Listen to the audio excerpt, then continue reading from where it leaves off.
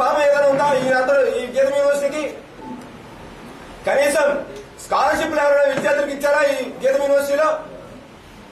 ఇవాళ మళ్లీ 44 ఎకరాల భూమిని ఇవాళ ప్రభుత్వం కేటాయించడానికి రంగం సిద్ధం చేసింది ఇదే ఎంఎస్ మూర్తికి.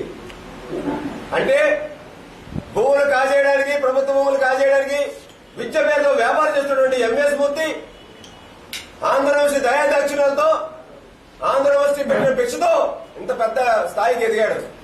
డబ్బు నగని మదంతో, దానంతో కళ్ళు మూసుకుపోయి పేటరేగి ఇటువంటి వ్యాఖ్యలు చేస్తున్న ఎంఎస్ మూర్తి వెంటనే కనుక చంద్రబాబు నాయుడు గారు పార్టీ నుంచి సస్పెండ్ చేసి ఎంఎస్ నుంచి బర్తరఫ్ చేసి వైస్ ఛాన్సలర్ అయినటువంటి గవర్నర్ గారు వెంటనే దీనిపై చర్యలు తీసుకోవాలని చెప్పి మేము ప్రధానంగా వైఎస్ఆర్ కాంగ్రెస్ పార్టీ తరఫున డిమాండ్ చేస్తా ఉన్నాం.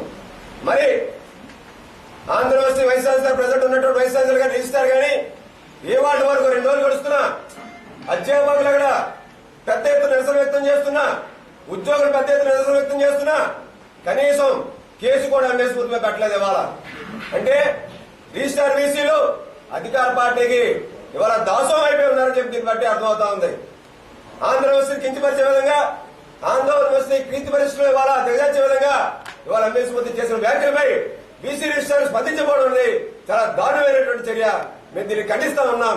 ఖచ్చితంగా 24 గంటల్లో కనుక ఎంఎస్ మూర్తి గారు ఆయన పెద్ద ఎత్తున రేపు ఇల్లు ముట్టడి కార్యక్రమం చేస్తామని చెప్పి వైఎస్ఆర్ కాంగ్రెస్ పార్టీ తరఫున మేము చెప్తా ఉన్నాం. ఏమండి వీళ్ళకి మహానాడు వేదికకి కనీసం ₹1 కూడా ఇవ్వడానికి వెచ్చించలేదు. ప్రజాధనాన్ని దుర్వినియోగం చేస్తున్నారు. జీవీఎంసీ నిధులన్నీ అక్కడ వినియోగిస్తున్నారు.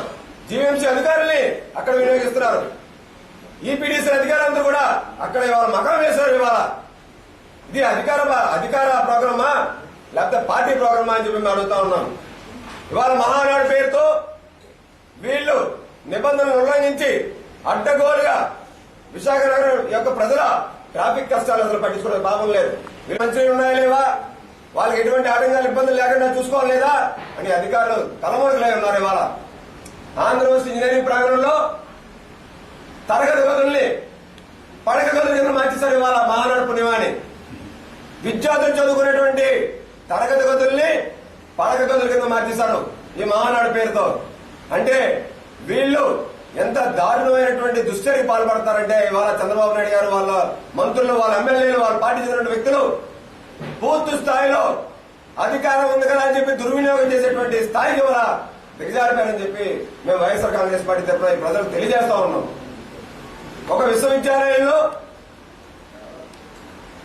ఎంతో పేరు ప్రఖ్యాతులు కాల్చినటువంటి ఈ విశ్వవిద్యాలయానికి పూర్తిగా ఈ విశ్వవిద్యాలయాన్ని కిల్ చేస్తే, ఈ విశ్వవిద్యాలయానికి ఉన్నటువంటి పేరుని దిగజారిస్తే తన గీతం యూనివర్సిటీకి పేరు ప్రఖ్యాతులు వస్తాయని చెప్పి తనంచినటువంటి ఈ ఎంఎస్ మూర్తి ఇటువంటి వ్యాఖ్యలు చేసి దిగజార్చేటువంటి కార్యక్రమాలు చేస్తున్నాడు.